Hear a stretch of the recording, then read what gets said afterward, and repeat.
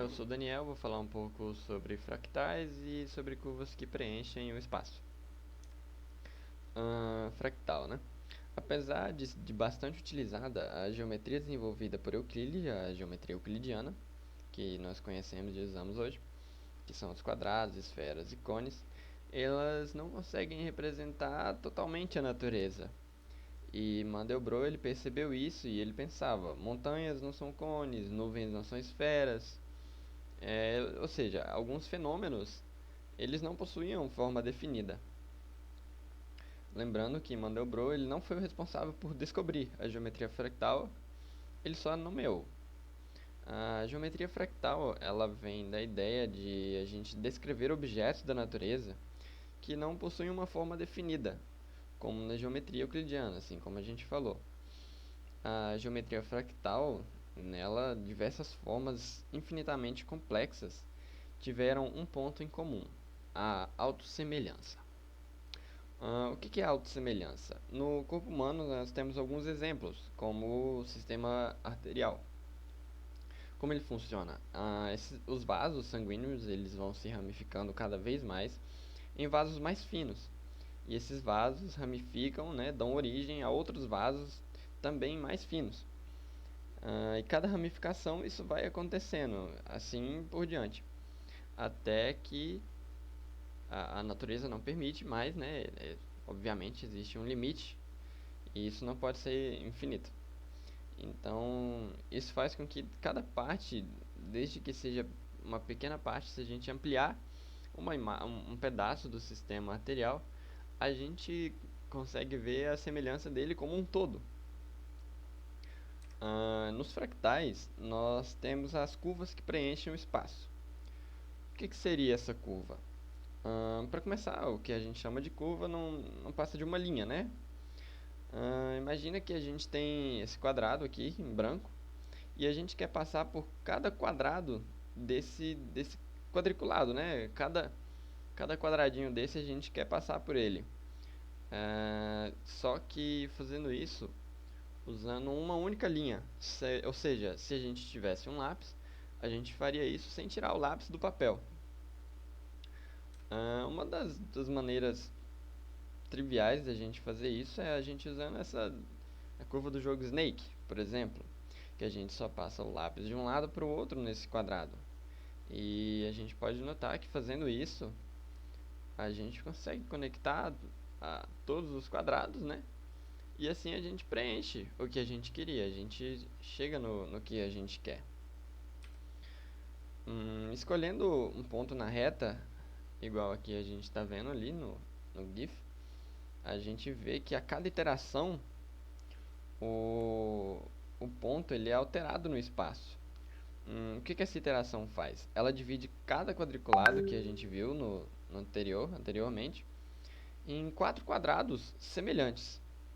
Então, o ponto, ele vai, como a gente nota, a cada iteração ele vai sendo alterado no espaço e, ou seja, com ele a gente não consegue preservar o local que o ponto, que o ponto estava.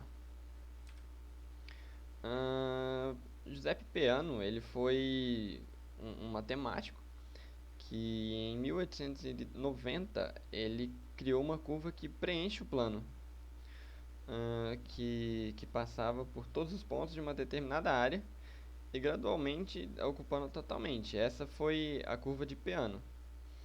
Só que 11 anos depois, um matemático chamado Hilbert, ele apresentou a própria curva, a curva de Hilbert, que é uma curva contínua que preenche o espaço, sendo ela uma variante, né, uma variante da curva do matemático que criou, né, uma curva de Peano.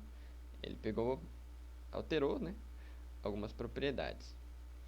A primeira das curvas, ela se define dividindo o quadrado em 4 partes e atravessando o centro desses quadrados, fazendo um caminho que vai do quadrado inferior esquerdo até o quadrado inferior direito, né? Assim como a gente pode ver na primeira imagem aqui. Então, na segunda curva, nós fazemos o que? Nós dividimos cada quadrado do que tínhamos anteriormente, em 4 partes iguais novamente, e a gente faz um caminho, de novo, novamente, do quadrado inferior esquerdo até o quadrado inferior direito.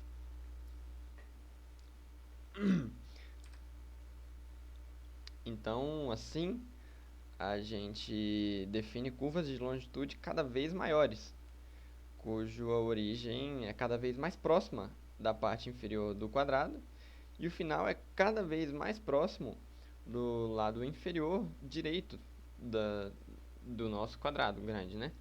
Aqui nessa imagem nós podemos ver a cada iteração o que a curva de Hilbert faz. Ah, ou seja, com infinitas iterações, a gente consegue preencher totalmente a área. Diferente da curva que seguimos apenas da esquerda para a direita, que a gente viu ali atrás, né? Essa daqui.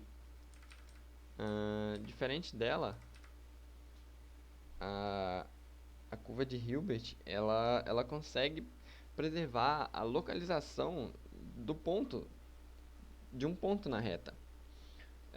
Ou seja, a cada iteração da curva, o ponto ele vai se movendo cada vez menos em torno da linha e se aproxima cada vez mais de um ponto específico no espaço. Como a curva de Hilbert mapeia pontos próximos do plano para pontos próximos da reta, ele é muito útil em reduzir problemas multidimensionais para problemas unidimensionais, né? Porque ali a gente vê que o nosso ponto ele é realmente fixo, ele cada vez se aproxima mais de um ponto específico no espaço. Uh, um exemplo para o uso disso é a gente, por exemplo, querer criar um algoritmo para a gente ver com os ouvidos. Porque como essa curva ela mapeia cada ponto de uma bidimensão, isso pode ajudar a gente. Então aqui nessa imagem a gente pode ver em uma imagem, né, a gente tem duas dimensões. Traçando a curva de Hilbert pela imagem, nós teremos uma única curva, uma única linha preenchendo toda a imagem.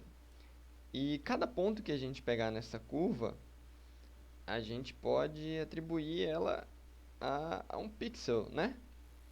Então, como o som é unidimensional, ou seja, a gente tem uma linha, né? Então, a frequência, ela é unidimensional porque é uma onda eletromagnética. E então, traçando a curva de Hilbert, nós temos maneiras de guardar um ponto em cada pixel da imagem. Ou seja, a gente atribui uma frequência única a cada cor. E assim, possivelmente a gente pode fazer uma mistura de ondas, né? Onde cada ponto é uma cor. E o nosso cérebro, ele pode realmente interpretar essa imagem como se ele estivesse vendo.